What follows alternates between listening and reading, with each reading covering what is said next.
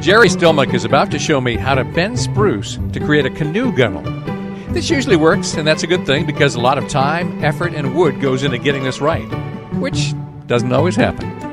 We won't get 3 minutes into today's show before discussing the appropriate response if this goes wrong. And so it's not just the cost of the wood, it's all the time you get into it, and then it fails. But that's probably 15%. Yeah, and that's followed by a lot of swearing. Well, we're not on the radio. This is Bob Duchesne's Wild Maine.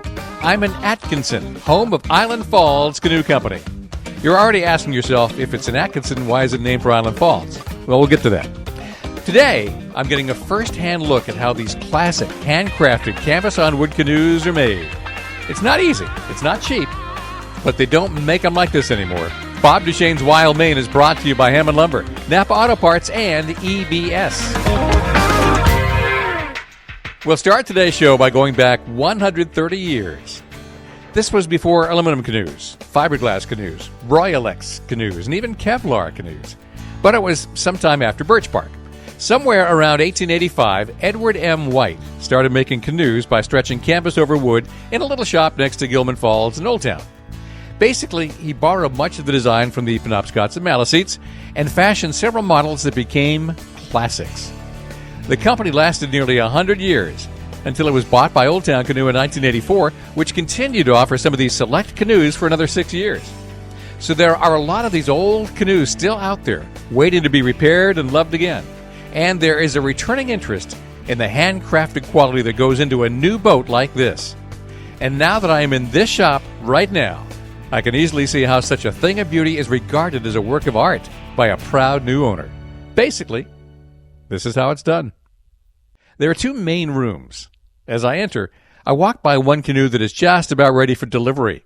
Keith is Jerry's co-worker, a craftsman who is painting the finishing touches onto the trim, following one of the old design patterns that made these classics. I learned later that this was one of the most popular designs made in Old Town, a 16-foot Otka, O-T-C-A, which is probably just short for Old Town Canoe. The trim design is described as the traditional number 4 pattern. Jerry Stelmach is in the next room, which is full to the ceiling with molds, a few old canoes awaiting repairs, and 1 or 2 new projects. Jerry is getting ready to bend a long strip of spruce into the shape of a gunnel. There's an old-fashioned steam box about 6 feet long that has been cooking that part of the strip that will bend. These are for an Old Town Otka, and because of the nice sweep in the ends, you can't just take a straight piece of wood. You have to bend them up. So what we have is water coming out of a vessel into the steam box, and we let them stay in there about 3/4 of an hour. And we hope that these are spruce, which is a reasonably good bending wood. And these are going to be gunnels. Yeah. So we're going to take them out and put a metal band on the flat surface, bring them over here and wedge it down, and then we're going to hopefully bend it. I mean, there's a failure component in these. Some of them break? Once in a while you break one, so hopefully we won't. Does that really hurt? Well, it does, because you've gotten really nice wood, you've milled it out, you've steamed it, you're ready to go, and so it's not just the cost of the wood, it's all the time you get into it, and then it fails. But that's probably 15%. Yeah, and that's followed by a lot of swearing. Well, we're not on the radio. We know the difference,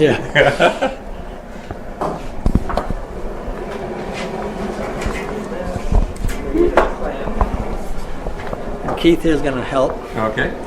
So we're going to bend the gunnel. Right.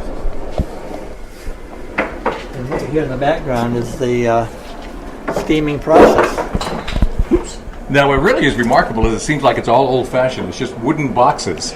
It really is. I mean, this is really a simple technology. It was the wood canvas canoe industry, which grew up in the late 19th century, was became a very big business. I mean, there were thousands of canoes built, but it's very simple. Now that the market isn't anywhere near what it was, the shops are much smaller, and Old Town's equipment, they had much bigger milling equipment, much bigger steam boxes, which ran 24 hours a day, and they'd build 4,000 or 5,000 canoes in a year.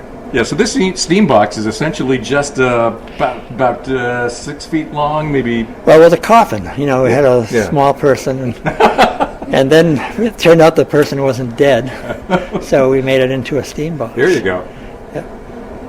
So you can So you describe. steam the wood so that you can get it to bend. Yeah, hopefully. Like I say, Yeah. once in a while it'll fail. All right, here we go. So Jerry and Keith wrestled it into place and hold it down with a belt as they continue to bend it. This acts as a compression strap. We're putting a metal strap along the back of it. Goes right down here. Okay, move this out of the way. Now you got to bend it down. Yep.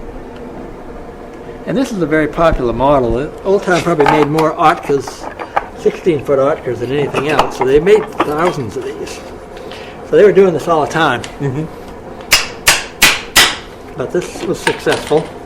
Now, in order to keep its shape, we have to leave it on this jig for 4 or 5 days at least. Yeah, and so the wood just relaxes into that shape? Yeah, you can see that in this bend is just holding its own.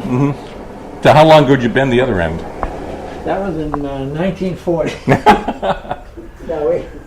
That was late last week, right? Thursday or Friday. Yeah, I think it was Thursday. Yeah. So this is for an order. We're not building this particular canoe, but we sell a lot of parts.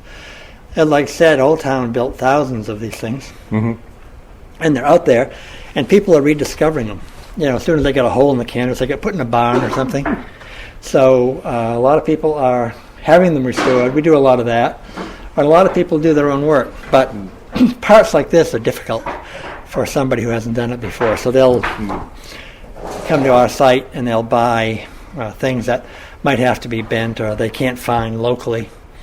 And then a lot of people are very good about doing it themselves. I'm going to guess that there's a lot of canoes that show up in a barn after an estate sale. Yes, An old, 100-year-old boat maybe, and it hasn't been used in 75 years, and it's just sitting in the barn, but it can be repaired. Absolutely. That's the good thing about these, Bob. They're everything nowadays is glued with epoxy. It's a wonderful substance, and you can make great boats and things out of it. But these were all held together by mechanical fastenings. You bend the cedar ribs, just like you just saw us bend the gunnel, around these wonderful old forms, and that gives you the skeleton of the canoe. You have the gunnel running along. You already have the gunnel clamped into the form, which runs along the edge, and you have a stem, which is pre-bent. There's some more jigs here that have the curved stems that are pre-bent. Those are put on the form. Then you bend the ribs around and let those relax for a day or two. And then you put on this planking, which is only 5/32 of an inch thick. And it's held on with sharp brass tacks, which go through the planking, through the rib, and they strike the metal bands on these solid forms. And that's basically you get your hull.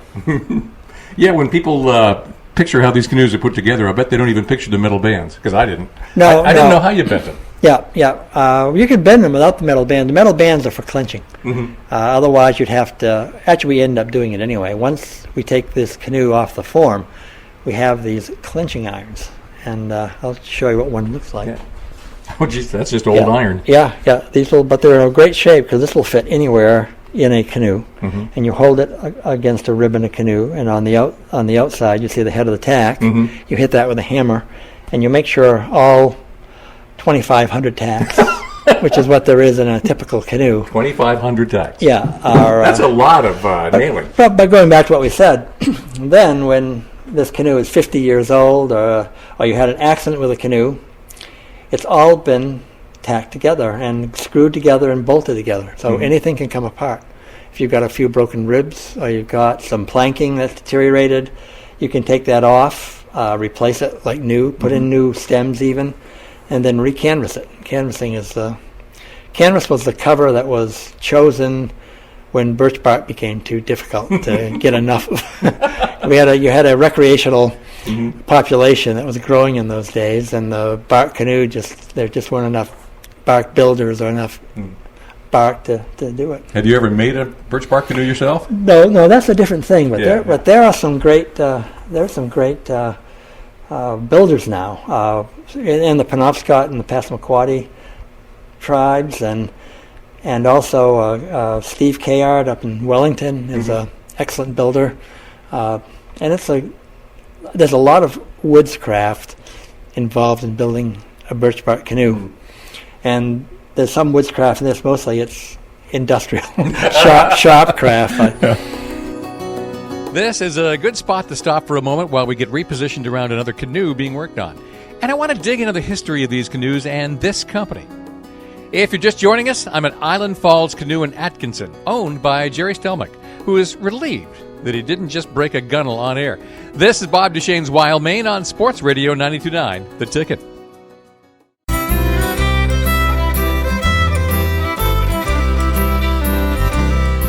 Welcome back to Bob Duchesne's Wild Maine on Sports Radio 92.9, The Ticket. They don't make them like they used to, except in Atkinson. They do. Jerry Stelmach makes and repairs the classic wood and canvas canoes that dominated the canoe market from the late 1800s to the end of World War II. At that time, America started making lots of stuff out of aluminum, and the wood and canvas tradition faded. But it turns out that these were very well-made boats, and many are still around, perhaps needing a little repair. And there are some good canoe lovers willing to pay thousands of dollars to get one of these brand new. And that's what Jerry does here. We're touring a shop right now and learning the secrets behind a long-time Maine tradition. Okay. Trip over it. Well, let's start right at the beginning. Okay. Let's start. What is the history of Island Falls Canoe? Okay, Island Falls Canoe was started in the late 60s by a friend who originally is from out in Minnesota, but he'd been in Maine for a number of years. Clint Tuttle was his name, and he settled in Island Falls for a few years, which is where the name of the company comes from. Well, that was going to be my next question, because this is Atkinson. You are nowhere near Island Falls. No, and that's been a problem a couple of times. Because people turn up in Island Falls, which is 100 miles north of here, looking for the canoe company.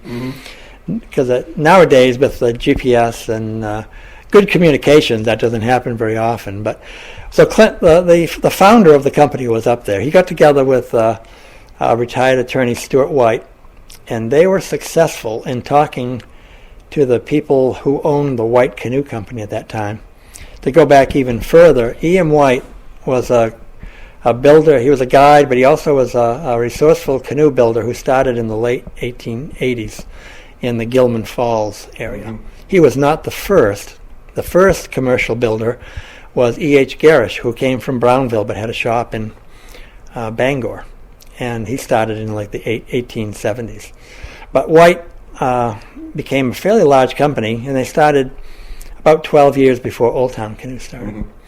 And they were a fairly large company. So they were going concern up until about the 1940s and 50s. And then they were bought by other owners, including Sargent's Construction in Stillwater. And that's who had the forms in the late 60s and around 1970 when Clint and Mr. White, Stuart White, no relation to E.M. White, who everybody mistakes were E.B. White, the writer. But they weren't related either, as far as I know. Okay, hold on a moment. Let's talk about the forms, because I'm surrounded by them. Basically, they look like canoes turned upside down on sawhorses or benches. There are many brass ribs along the outside, stretching vertically from the gunnel to the keel. When canoes are being made, cedar strips of wood are bent and molded onto these forms, bent around like we bent the gunnel, and then the planking is put on over those and fastened into place with brass tacks that go through the planks, go through the ribs, and hit those brass plates, bending and fastening the tacks, not unlike a staple. They stretch the canvas over that, and that's basically what I'm looking at. It's 150-year-old technology, but it works great. So the forms for these White's canoes were very popular for people who really got in the woods, especially in the days when there weren't all the roads up north. The Warden Service, the Forest Service, a lot of guides, they loved the E.M. White canoe. And especially that one, that long form against that wall over there, the 20-foot E.M. White guide was a very popular canoe. Now, there's three canoes over there. Are you talking about the one in the middle? The one that looks very old with the metal bands. It does look very old. That's 120 years old, has been used thousands of times. I've used it myself hundreds of times. And so anyway, Clint started up the company, and then very early on, his craftsmanship was recognized by the people who were running probably the first boat building school in the country, which was in Lubec at the time. And I was a student there. And so Clint came down and became an instructor and liked teaching so much that he offered to sell me the company. And Where was the company located at that time? Well, he brought it with him to Lubec. Okay. Right. Yeah, and a good friend and colleague of mine, Roland Thurlow, came along about that same year, and he joined me also. And so together we built for a few years, and then we found out that neither one of us could, or nobody could make a living doing it in the 1970s. So we kind of backed off a little, and then I ended up doing, I said, well, if this isn't going to work, I'm going to at least write a book about it. So I did that in 1980, and then things started to pick up a little bit. The book helped. Wooden Boat magazine by then had been going for a few years. So they were starting to inform people that wooden boats were not only pretty, but they really were functional and wonderful things. Well, that's just it. I mean, some of the boats that came along in the 1970s, the Royal X and those synthetic plastics, right, were easy to make and could take an awful lot of abuse. Exactly. But they didn't necessarily have the same handling qualities as some of the traditional boats. No, we like to think so anyway. And I mean, that started earlier, right after the Second World War. I mean, the wood canvas canoe was the primary canoe of Maine and Canada, and the United States and Canada, right up until the end of World War II. And then aluminum, the Grumman aircraft, because had to do something else. Boy, if you want to scare away the fish, go fishing in an aluminum canoe. Oh yeah. They're durable, and many people learned on them. Rivet. Yeah, and I mean they're not too good in white water; they stick to things. No. And they're hot or they're cold, Yeah. and the wooden canoe solves all those problems. But storage, maintenance, which is not great, but some people just don't want to do any maintenance. So it's not they don't realize that a vessel this size is not overwhelming, what you have to do to take care of it. Yeah. So anyway, Roland and I ended up with Island Falls Canoe Company. Then we let it lie fallow for a couple of years. The book came out. Wooden Boat was promoting wooden canoes. Had a couple of friends who became very popular traditional guides, Garrett and Alexander Conover. Yes, of course, I know them. So they started buying the canoes, and they were getting a lot of great press and magazine articles. And an organization started in Madison, Wisconsin, called the Wooden Canoe Heritage Association, WCHA.org. They got a great website. And I became the first member because they heard about this book I was making. That was not one of the Madison 8 who started it.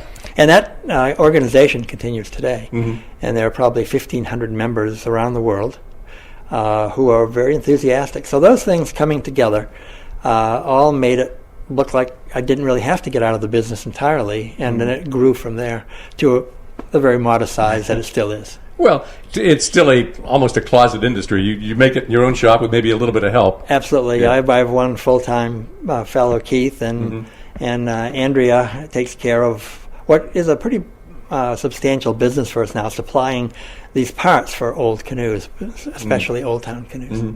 Yeah, because that might be where the real market is. There are a lot of repairable canoes, but getting the parts and finding somebody who knows how to fix them. There. I mean, Maine was the real center. It was the cradle of this wood canvas. In the old Adney and Chappell book, the Wabanaki tribes, the nations, the Penobscot, the Maliseet, the Micmac, and the Passamaquoddy were the best canoe builders in North America. They had the best materials, and they were the most artistic. He gives them a section all by themselves. And then Maine followed. When it turned to wood canvas building, Maine remained the cradle, especially the Old Town area. E.H. Garish, who I mentioned, was the pioneer. B.N. Morris was in VZ. E.M. White was in Old Town. Old Town was in Old Town. Then there was, Carlton. He was also in the Old Town area. And then there was also New York, and I mean it spread, but Maine remain the center of wooden canoe building. Well, if you look at North America, the Wabanaki Nation happened to be where most of the birch was. The best birch, anyway. I mean, you get birch in other parts of the country, but it's not quite the same thing. No. I mean, they make do with it in other parts, Minnesota and the Ojibwe and Algonquin. I mean, they make nice canoes too. But Maine and New Brunswick have really been kind of a center for this for a long, long time. Jerry Stelmach still makes these classic wooden canvas canoes. And I'm in his shop in Atkinson, which is named Island Falls Canoe, which probably should be changed, but won't be. We've just covered the history. So give me a moment to make the sponsors happy, and then we'll tour this shop and witness the magic that happens here. This is Bob Duchesne's Wild Maine on Sports Radio 92.9 The Ticket.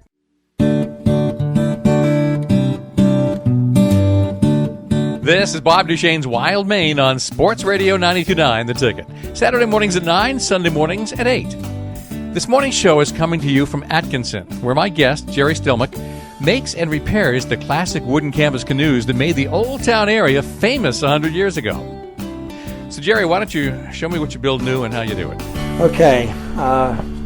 What we're looking at over on the all around this is the building room where we do a lot, and you'll see a lot of these forms, and this is what made this technology possible.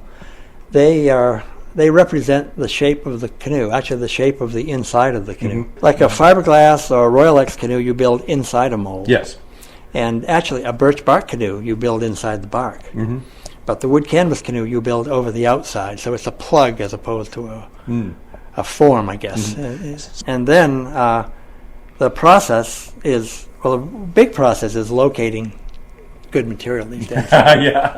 So you have to have almost perfect material. The wood, these canoes are actually quite light for their size. And the reason is the wood, the white cedar, which is a wonderful wood for, it doesn't rot, it's flexible, it's beautiful, finishes well, sands well, is it's very hard to come by in the quality that we need. And is that getting worse? It is. I've been spending the 40 years that I've been doing this. I've built up different mills and things where I can go, but I can barely get enough, even because a mill will go out of business, so they won't get the good logs that year.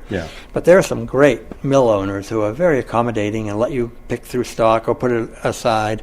And without them, and that's why we probably sell so much material too, because other parts of the country don't have any of the great northern white cedar that we still have in Maine. Old Town found that out, and when they became a big company way back in the teens, 1910 or 1915, they had to start importing western red cedar for the planking, because it just, even in those days, there wasn't enough white cedar. And so when we do work, as I mentioned to you, we do work for Old Town, and when we build an Old Town canoe, we do that. We use the western red cedar. Spruce must be another major component because it's fairly lightweight and bends pretty well. Spruce is great. The problem with it for the whole canoe is it's not as rot resistant or as flexible as the cedar, but it makes wonderful gunnels and that part, which is the full length members that really hold the whole canoe together. And again, the big companies had to go to the West Coast for Sitka spruce at one point because they were using so much of it. We're lucky, for the most part, there's, again, a few very nice mills and good mill owners who afford us the opportunity to get native red spruce in clear lengths. But it's a very tough thing to find. Now, when you make a brand new canoe, are you doing it to order for a particular customer or for Old Town or both? It's generally both. When we make our own EM White and EM White derivatives, they're built custom made for a customer generally. And we build sizes from 14 and a half feet right up to 20 feet. And if we're building for Old Town, it's just we are just a contractor. We have several models that we build for them, and it's according to their demand. So you just keep a few in stock for them? Or they keep them. They keep a few in stock, and so we don't have anything to do with the sale of the Old Town. Now we're standing right in front of a big square stern boat that's even bigger than the ones that I expect on Grand Lake Stream. So what's the story on this boat?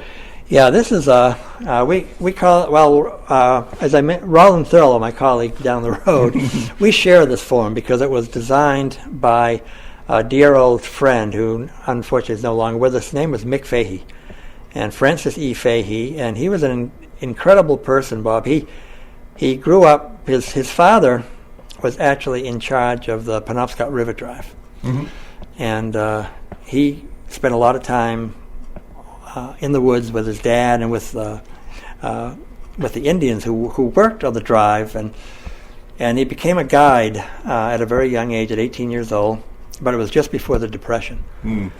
So he found that to raise a family, it was getting to be a tough go. Very talented person. He moved down to the coast and he started work for the Hinckley Yacht Company, and that he became, his talents were recognized there, and he became a manager, and he helped move the Hinckley organization, like a lot of boatyards during World War II, into production of wooden military craft. And so later in his life, he also worked for the Jackson Laboratory. He worked for the International Red Cross. Very talented man. He decided to retire to a home on Chuzuncook Village, and that's up that long lake from the dam. So if you wanted to carry a lot of cargo to go upstream, you need a boat this big. Yes, he designed a freight-style canoe with a stern for an outboard motor, and that's what this is. So it's not many people are into freighting as much now, but it's a high-capacity boat with that takes a 6 or an 8 horsepower motor, and it's, most people who buy it from us now use it for if they have a cabin on an island or something, or mostly fishing, fly fishing. You could carry a refrigerator in this thing. Yeah, this thing could, the capacity is the Grand Lake streams, which are wonderful sport boats from the Grand Lake region, are excellent boats for that.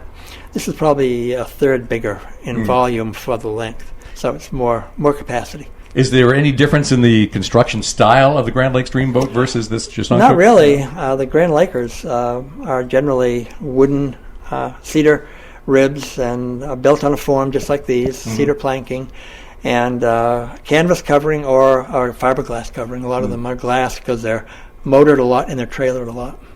So techniques are still the same.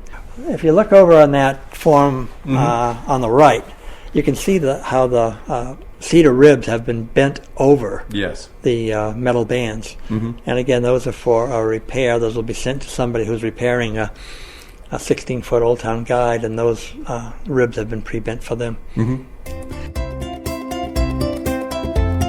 My guest is Jerry Stelmach. We're in his canoe-making shop called Island Falls Canoe, which is really in Atkinson. Jerry still makes these wooden canvas canoes the old-fashioned way, often using molds that are a century old. But what about the materials? Can you even get the kind of stuff they used to use? And is any new stuff better? Good question. I think I'll ask that next when we return on Bob Duchesne's Wild Maine. This is Sports Radio 92.9, The Ticket.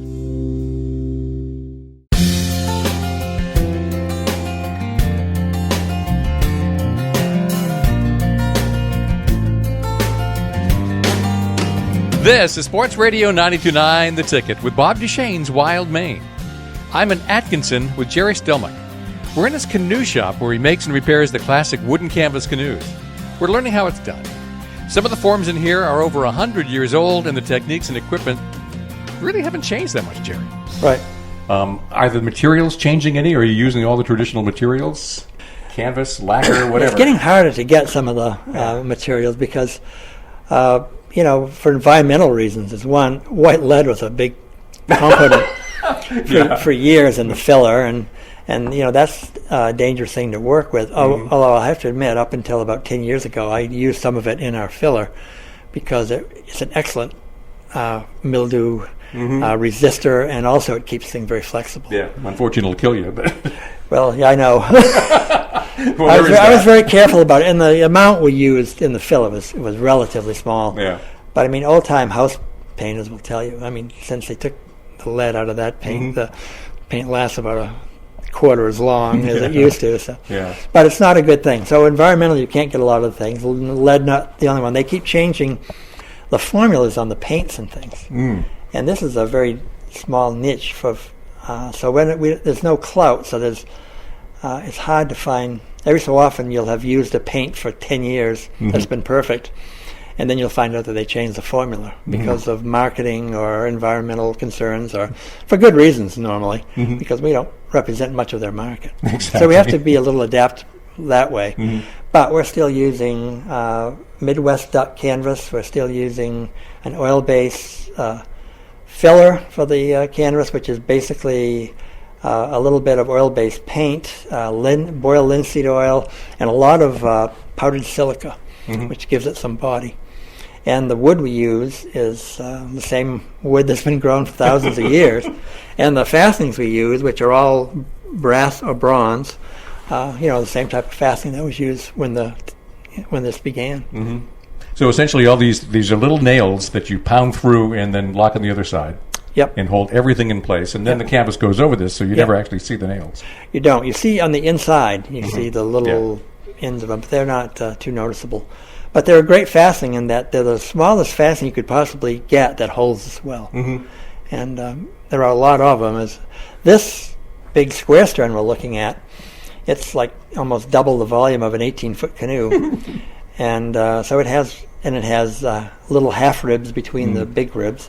So it has probably 5,000 tacks. What about the durability of the traditional canoes? I mean, would you hesitate in taking any of these on whitewater? Well, you want to know what you're doing. I've never used anything else in my life but a wood canvas canoe. And I've done a lot of Allagash trips and St. John trips, trips in Labrador, the St. Croix River.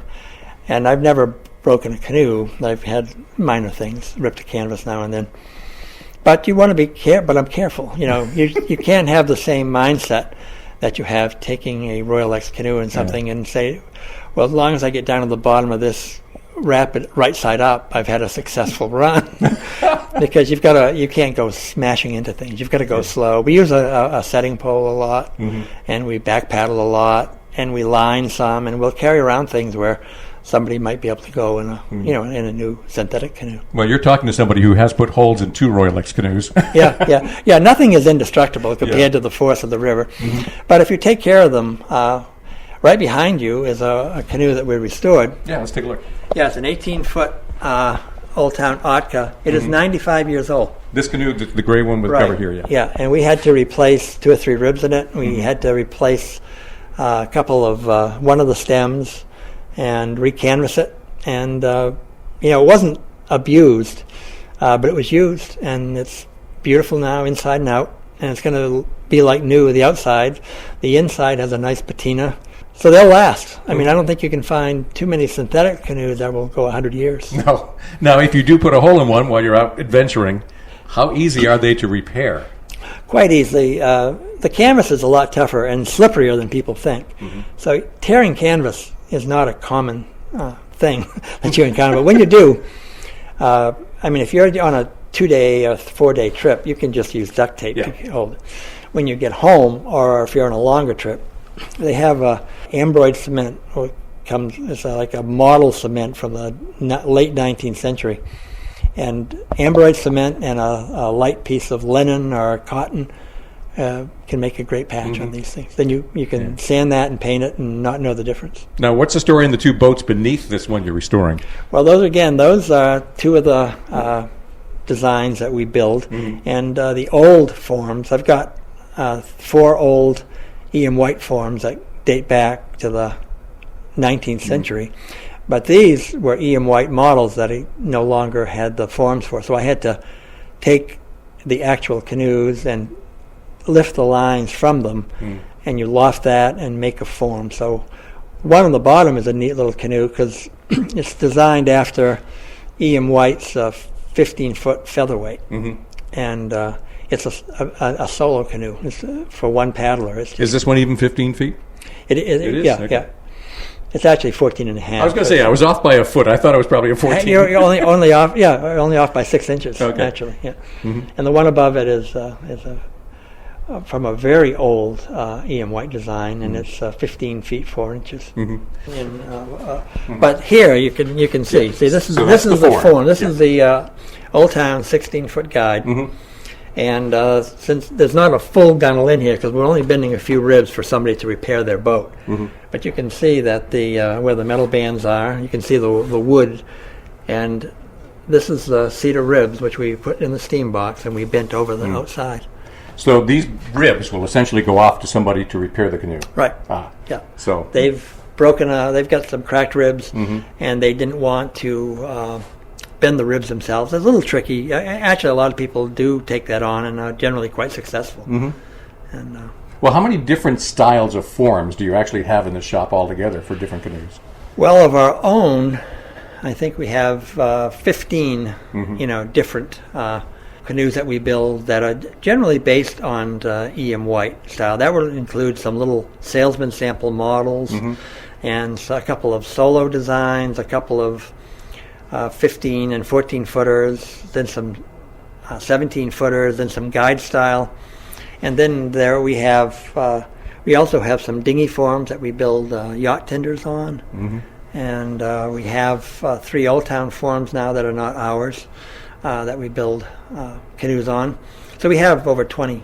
We can build over 20. So you can build or repair models. a lot of different models of the old style canoes. Yeah, and you don't necessarily have to have the form to repair the canoe. You can, you can bend over the canoe itself. And, because there's thousands of different. I mean, we have canoes that come in that are B and Morris, or Carlton, or Rushton from New York. And we don't have the forms for those, but we are able to restore them. Some of the materials have changed, but what about the tools they use today? How much changed there? I'll ask, and the guy I'll be asking is my guest, Jerry Stelmach at the Island Falls Canoe in Atkinson. I'm particularly wondering, how do you keep the canvas on? This is Bob Duchesne's Wild Maine on Sports Radio 92.9, The Ticket.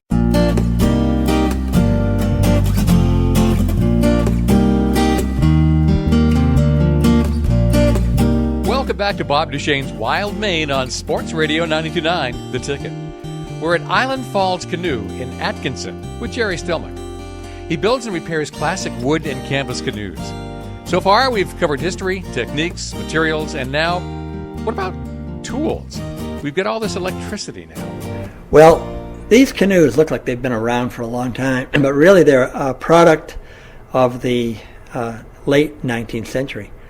And they became industrial size enterprise early on. So they had all the companies, Old Town and White and Morris, they had big machines. They were on the Penobscot River. And, White started, the story goes, with a horse on a treadmill in his house, but he soon moved. 1 horsepower. Right. But he soon moved to Old Town down the road, down the river. And, they had power then. And like the Old Town Canoe Company had, when they were, even up until 10 years ago when they were still building wooden canoes in their old plant, they had these monstrous machines, big bandsaws and big shapers and stuff that they'd had for 100 years. And it was far too big for what the market is now. So now it takes I showed you the milling room. We have planers and table saws and radial arm saw, but it's pretty modest to what we need. And the hand tools are very simple. You need a spoke shave and a plane and a hammer and a screwdriver. Compared to a cabinet maker or somebody of that sort, our tools are quite simple. Once you've got the canvas stretched over the boat, how do you keep the canvas on? Well, the canvas is tacked along the edges. Again, using the same fastening, although most people have gone to staples at this point. You can get non-ferrous staples that don't rot. And so it's tacked along the whole edge, and the only seam it's done like in a big hammock. You stretch a hammock lengthwise, you put the canoe in that hammock, you introduce pressure down, and the canvas essentially forms around the canoe very beautifully there. And so you tack it, and then you take it out of the horizontal tension that you've introduced with a winch, and you do up a little seam on each end, and that's the only seams on the canoe. And that and that seam overlap uses just tiny tacks. Yep. So there's really no glue or anything else fastening to keep the canvas on aside from around the gunnels. No. It's a skin. That skin is skin tight, and it's made that way. It allows the wood to flex, and I think that accounts for. I mean, you can be going slowly down a stream, and you encounter a rock that's not a terribly sharp rock or something, and it's kind of scary because you'll see that you'll see the rock kind of moving up the bottom of the canoe as the ribs flex. but if you're going slow and it's not like the sharpest rock in the world, it doesn't do any damage really.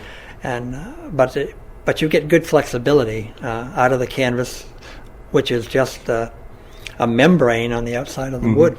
Another thing I didn't mention earlier on the filler is that there's a curing time. It's not an instant thing. We put after the same day that we canvas the canoe, or the next day, we put on 3 layers of filler, and we rub it with a canvas mitt till it's smooth, and then we set it aside for about a month, and it feels dry even when you're done, but it is not cured, and it would not accept paint.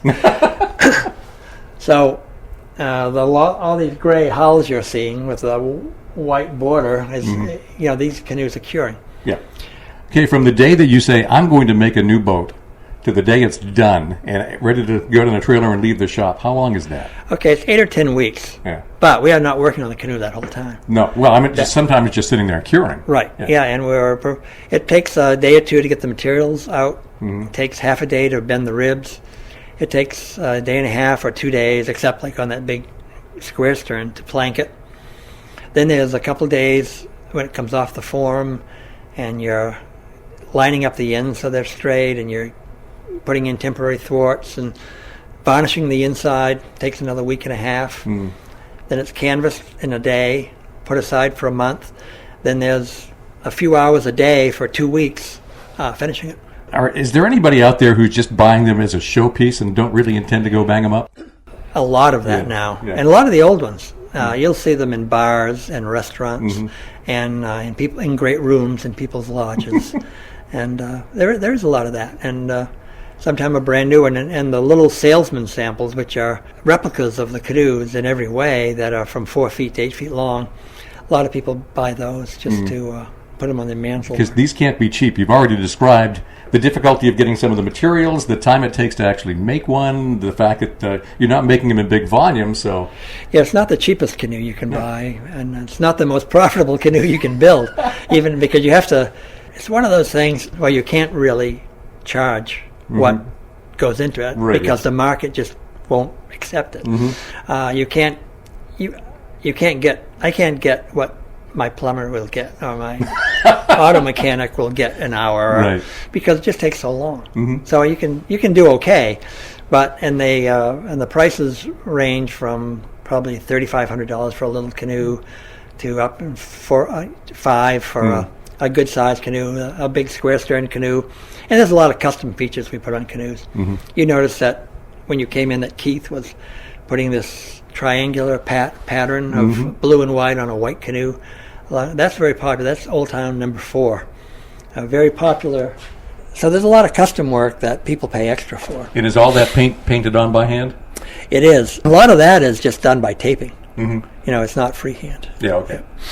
Yeah, I was going to go look at the one that Keith is working on right now, and we can probably go do that. Yeah, absolutely. And you can show me what you're talking about. Yeah, because that's the finish room. Yeah. So this one is close to done and ready to leave the shop? It is. It's still got to have worked out. We still have to put the cane seats in it and the finished thwart. So I'm just going to tip it up a little bit for you. And you've got a bunch of cane seats right here. Do you make them yourself, or do you have somebody else who knows how to do them? We can do it ourselves. We have Dennis King in Orono is our cane guy. He does a great job, and so when it's hand caning, we usually have Dennis do it. I figured that was a specialty skill. Yeah. I'll just tip this up. You can see what the. Oh, that is just gorgeous. Yeah. So that's what they look like new. Yeah. Now, would the paint differ from what would you normally use in any other boat, marine paint of some kind? Is this special? Well, it seems like the simpler marine paints work better for us than some of the new high-tech ones, which are a little too hard or a little too stiff. Or, anyway, are not compatible with our filler. So that's the main things. The simpler. Well, they used to have just great yacht or damels, which are just that. Now most of them are polyurethane fortified, and that works okay. But now they have a lot of epoxy paints, but that's not okay for what we do. Yeah. It just doesn't, it's not compatible. So this number 4 Old Town, is this actually going to go to Old Town, or you do have a separate No, this is customer? one of our own. This is a 17.5-foot Penobscot. So it's a derivation of an E.M. White design, and this is going directly to a customer. How many new canoes leave the shop every year, and how many repaired canoes? Well, maybe about 15, 20 of each. On a good year. Some year, it'll vary. Yeah. More, sometime more building, more. Well, not high volume. No, not at all. Well, thanks again for being on Bob Duchesne's Wild Maine. It was a pleasure to be here, and I thank you for coming. That's it from Island Falls Canoe in Atkinson. My thanks to Jerry Stelmach for the tour and for the history of a canoe that helped cement Old Town's reputation as Canoe City even before there was an Old Town canoe. These are beautiful boats that I cannot be trusted with, considering how I banged up my own boats.